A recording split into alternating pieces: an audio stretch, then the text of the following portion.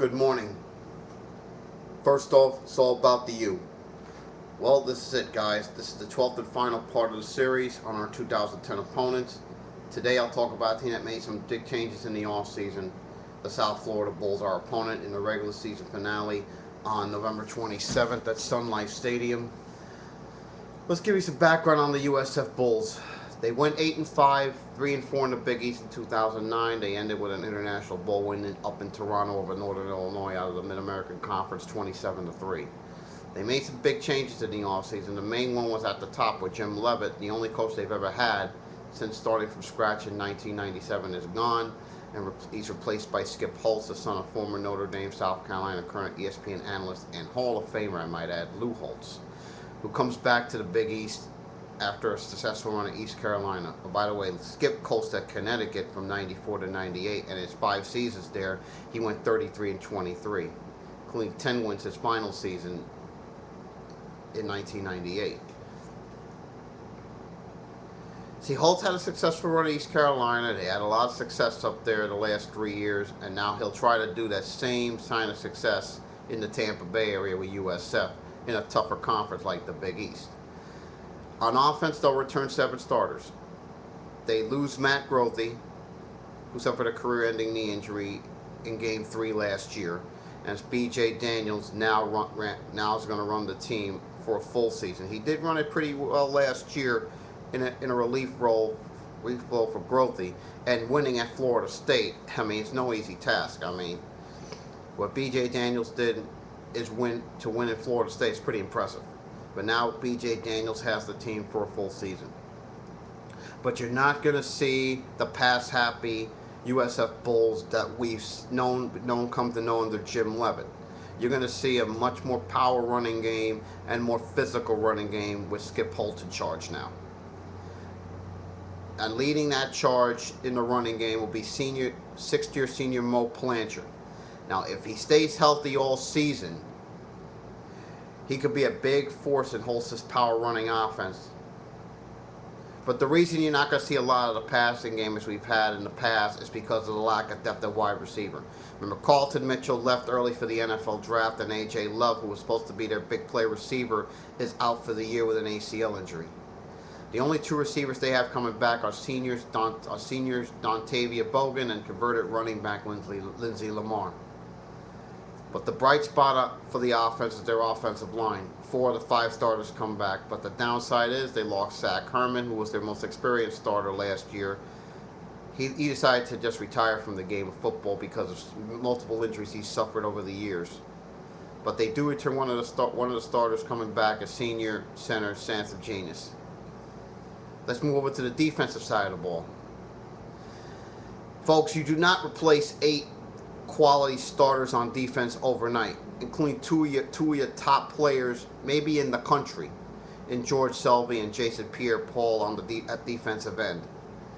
They're both in the league, and replacing them is not going to be easy. However, they do return Terrell McLean and Junior Keith McCaskill on the interior. The question on the defensive line is, will Craig Marshall and David Bedford be those type of players that Selvey and Pierre-Paul was? My guess is not, but they could be their own player, and they could do pretty well. But the question is, can they produce in 2010? We will have to wait and see. At linebacker, you get 2 of the 3 starters gone to graduation in Keon Wilson and Chris Robinson. However, they do return sophomore Stan Barrington, who's had a lot of trouble with the law recently. But he could be a very productive player if he stays out of trouble. And they also return seniors Jaquan Williams and Dante Spires. And Williams is one of the fastest linebackers in the country. In the secondary, they lost 2 players to graduation in cornerback Jerome Murphy and free safety Nate Allen. However, returning in 2010 is what some consider the best cornerbacks in the Big East Conference, and sophomore Kayvon Webster and junior Quentin Washington. And they also returned senior Mistral Raymond, who moves over to the strong side this year, who moves over from the strong side, I should say, to the weak side in 2010. But depth is a big issue here. If any one of their key players were to go down, it would be real trouble because of the lack of depth on defense. Bottom line about USF in 2010, they're going to have to replace some key personnel. This is a team in transition from the pass-happy offenses under Jim Leavitt to a more physical running game under Skip Holtz. They're gonna get a big test right away when they go to Florida on September 11th. They also have, in conference, they got to go to West Virginia and Cincinnati, and they do host Rutgers at Pittsburgh. And the thing you have to remember about that is when they host UConn the season finale. So the thing is, they don't back down from a fight. They're a very good team. But the thing is, this year, I gotta think, as good as they are, this is a team that usually starts fast and finishes slow. I gotta say for USF, no more than 8 wins this year.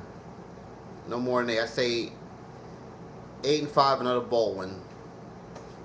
Now, from a CANES perspective, this is the regular season finale against the team we should beat, and I believe with everything to play for, i.e. a BCS bowl game, whether it be at large or maybe a trip or possibly a trip to Glendale would be at stake in this game.